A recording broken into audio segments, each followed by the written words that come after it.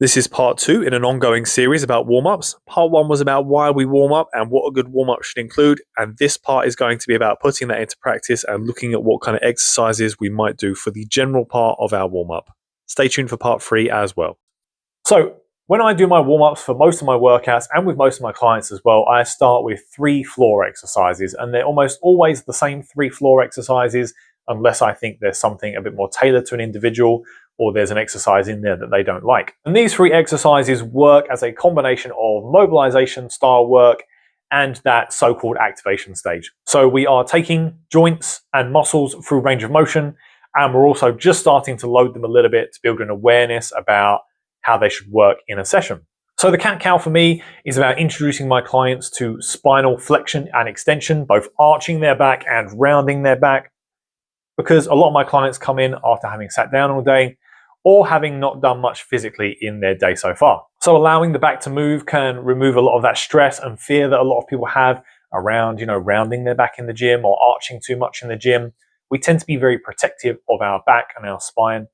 And that's my way of kind of diffusing that a little bit, allowing the back to move so that we don't come into the gym and think that we have to be perfectly neutral, locked in place the whole time in the session. With my newer clients is also a way of building some awareness about how you can move your pelvis forwards and backwards and how that will influence your position in certain exercises. The downward dog is a good way to start finding a stretch in the hamstrings and calves, maybe a little bit in the sciatic nerve as well.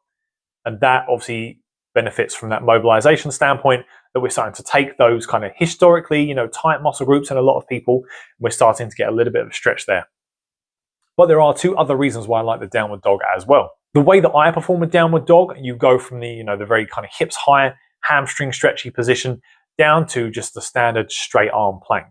And that starts to introduce someone to how their abs should feel when they're holding that kind of plank position, start to get some load and awareness around the core. I also like to coach people to be really mindful of how the shoulders work in a downward dog, that you're pushing the floor away and sliding yourself up and back into that downward dog position. We do this for 5 reps, so you're kind of working in this kind of up, down, forwards and backwards motion with the shoulders. So the shoulder blades are moving and you're starting to load the arms and the abs. So with the lizard stretch, you're doing 2 different things to each hip. So the hip of the leg that is stretched out behind you, you're getting a deep stretch in the hip flexors on that leg. That's something that can feel good if you've been sitting down all day, and it's just good to get the hips warmed up in most directions.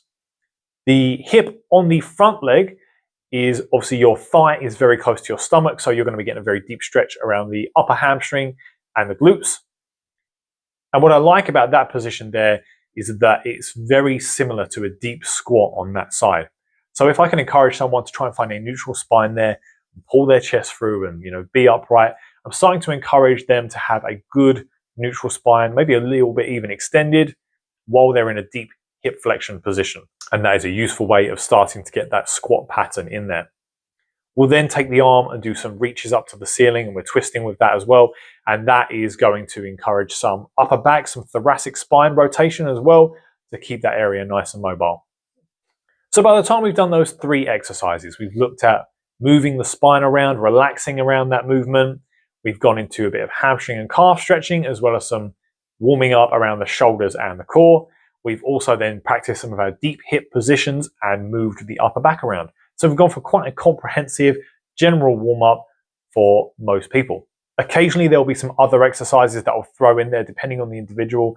I'll put some of those on the screen now while I'm talking. And usually it's around this point where I'll also say to my client, is there anything else that you want to work on before we go any further? That way, if they've got any of their own aches or pains or feeling tight anywhere in particular, that's where we can address that.